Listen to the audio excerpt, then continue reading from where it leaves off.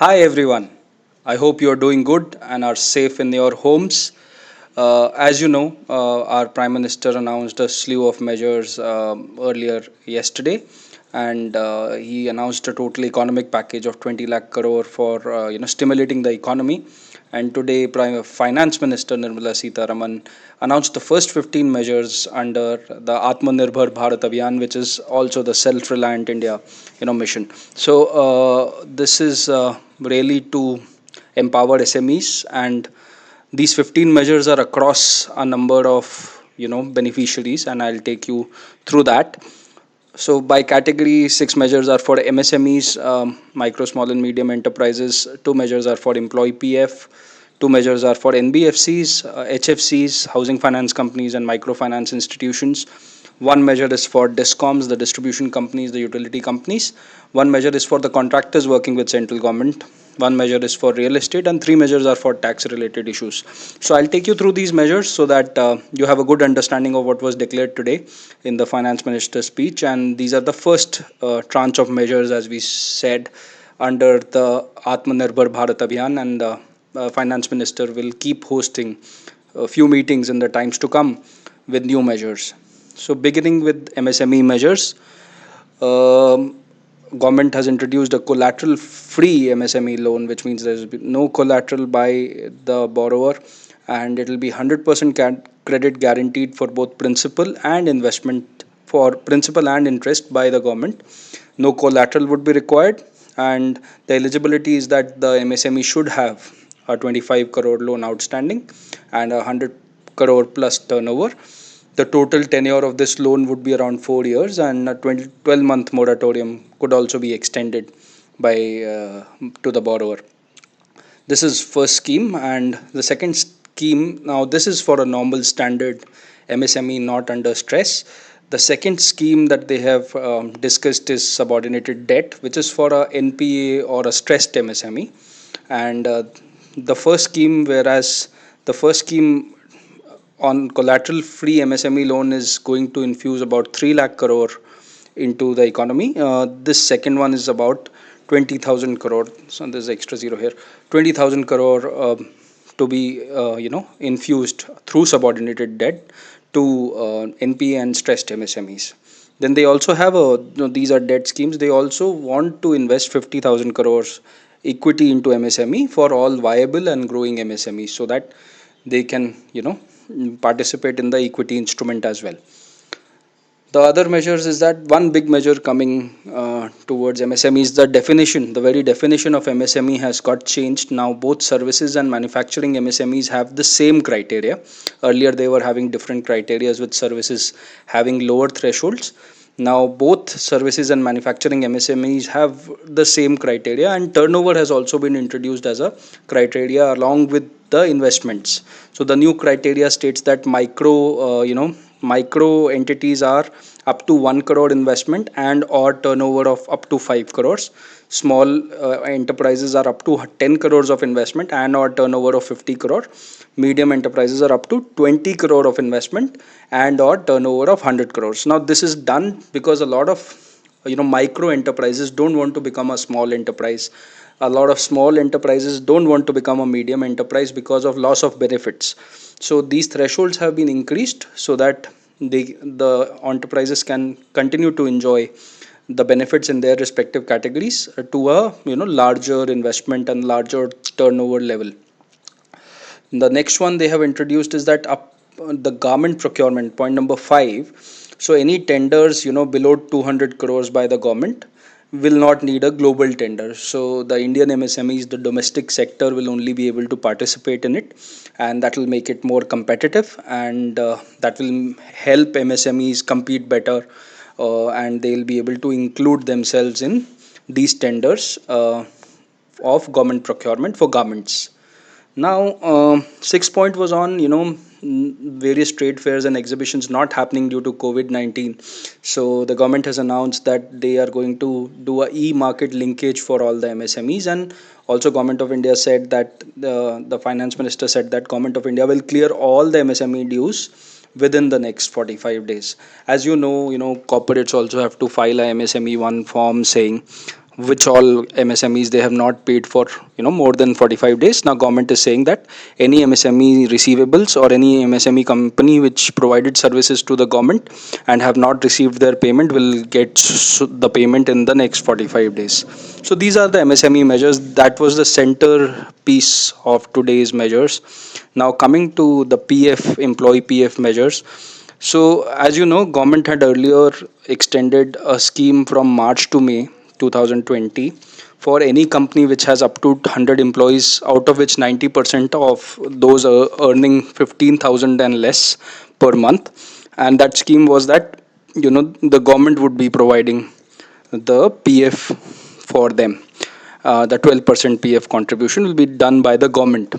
Now they have extended this scheme, keeping the criteria as same, less than 100 employees and 90% of them earning less than 15,000 rupees per month, to for the further 3 months till August 2020, and that will involve an infusion of 2,500 crores by the government, and it will benefit 72.22 lakh employees across sectors. So that is one measure which was there already. It has just been extended by another 3 months. Another measure that they have done is the PF contribution itself has been reduced by 2%, so that from 12% to 10%, so that more money is there in the hands of the employee as a take home salary and less is deducted.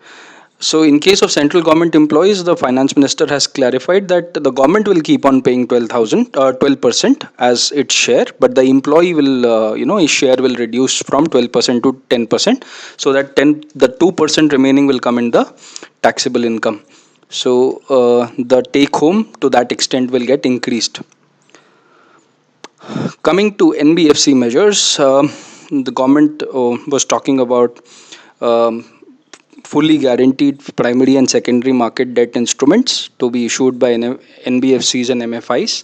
This will include a total liquidity infusion of 30,000 crores. That was one of the measures. And for other NBFCs, which are not investment grade, like AA and below, to a certain extent the criteria was not made clear by the FM in the call today, but it will get clear as the government issues notes or issues the points of the meetings for this particular meeting. And the second one is partial guarantee credit guarantee scheme, where the primary bonds and commercial paper of NBFCs rated AA and below will be guaranteed by the government for the first 20% of the loss, and this is expected to infuse about 45,000 crores into the system. So these two measures are for NBFCs, so that their credit situation is better, they are able to have more funds to lend out to, and that's how the system will kickstart once these measures are implemented. Then we come to discoms. So as you know, discoms have been under a lot of pressure. They have not been able to pay their dues to power generating companies, and at the same time they have not been able to recover a huge sum as a receivables from the customers. So the government has directed the Rural Electrification Commission and Power Finance Corporation to infuse 90,000 crores into these discoms, and this will be against the receivables which are pending from the consumers, and this will be guaranteed by the state. Even though REC and PFC are PSUs, this will be guaranteed by the state, and discoms are in turn encouraged to pass on the benefits to the consumers at this in this time of crisis. So that was the measure on discoms. Contractors. So contractors working with government, all central agencies have been granted an extension for 6 months, on all their deadlines. And also the government has said that the government is willing to release partial bank guarantees as a percentage of work done. Basically, if you have done 70% of the work for a central agency, you can go for a bank guarantee where you can get that from the central government for the proportion of work done, so that you can keep rolling your working capital, and so you don't suffer. However, your deadlines have all been extended by the central government by 6 months. Another big measure that came from this announcement was in real estate. So the finance minister announced that force majeure will be invoked under RERA in various contracts, and regulatory authorities at various levels can suo moto extend the registration and completion deadlines by 6 months.